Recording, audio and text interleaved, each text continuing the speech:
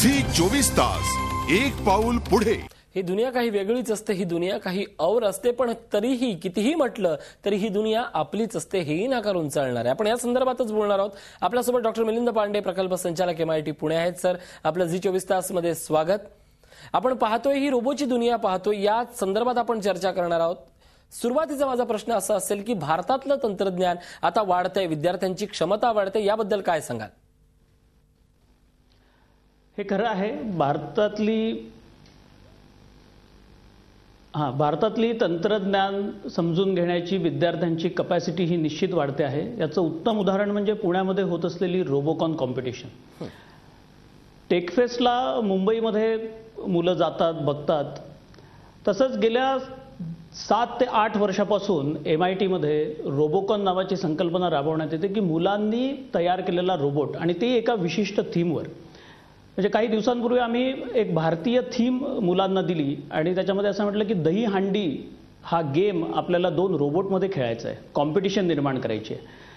तर एक रेड कपडे घातलेली टीम आणि ब्ल्यू कपडे घातलेली टीम, 2 टीम एकमेकांच्या विरुद्ध खेळल्या। एका रोबोटवर दुसरा रोबोट चढून त्यांनी दही हांडी फोडली आणि मुलांनी स्वतः हे तंत्रज्ञान विकसित केलं। त्यामध्ये इलेक्ट्रॉनिक्सचे विद्यार्थी, मेकॅनिकलचे विद्यार्थी, सिव्हिलचे विद्यार्थी, अशा सगळ्या विद्यार्थ्यांनी एकत्र येऊन टीम स्पिरिटनी हे केलं आणि भारताचं प्रतिनिधित्व इंटरनॅशनल लेवलला सुद्धा करण्याची त्यांना संधी प्राप्त झाली। आपण पाहतोय रोबोची दुनिया काय आहे, आपलं तंत्रज्ञान काय आहे। खरं तर वास्तविक पाहता आंतरराष्ट्रीय स्तरावर भारताची विज्ञान क्षेत्रातली प्रगती नेहमीच वाखाणली गेलेली आहे। रोबोकॉन असेल किंवा टेकफेस्ट असेल, अशा वेगवेगळ्या प्रदर्शनाच्या माध्यमातून हे नव तंत्रज्ञान कसं पुढे येतं आणि नेमकं काय करण्याची आपण गरज आहे, काय सांगाल? नवं तंत्रज्ञान विकसित होण्याकरता आपल्याला यंग माइंड्स इग्नाइट करण्याची खूप गरज आहे। आणि मला सांगायला अभिमान वाटतो की भारतीय शास्त्रज्ञांनी रोबोटिक्समध्ये सुद्धा खूप नवीन शोध लावलेले आहेत।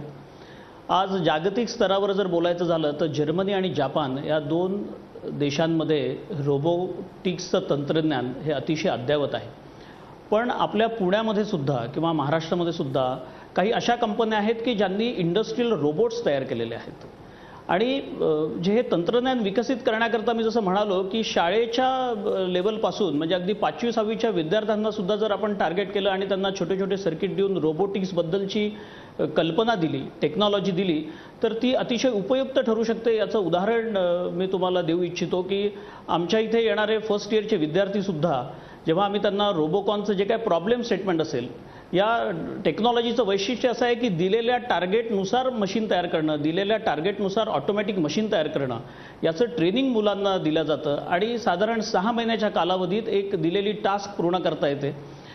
तर हे जे शिक्षण आहे, हे जे बेसिक कॉम्पोनंट्स घेणं, त्या थीममध्ये त्याचं प्लॅनिंग करणं, त्याचं एकत्रीकरण करणं, त्याचं जोडणं, त्याचं सॉफ्टवेअर प्रोग्रॅमिंग करणं, या सगळ्या गोष्टी विद्यार्थी स्तरावर किंवा विद्यालयामध्ये निर्माण करण्याकरता तिथल्या लॅबोरेटरीजची त्यांना खूप उपयोग होते। गव्हर्नमेंटकडनं काही ग्रँट्स त्यांच्यासाठी अवेलेबल आहेत, विद्यापीठांकडनं त्यांच्या काही ग्रँट्स अवेलेबल आहेत।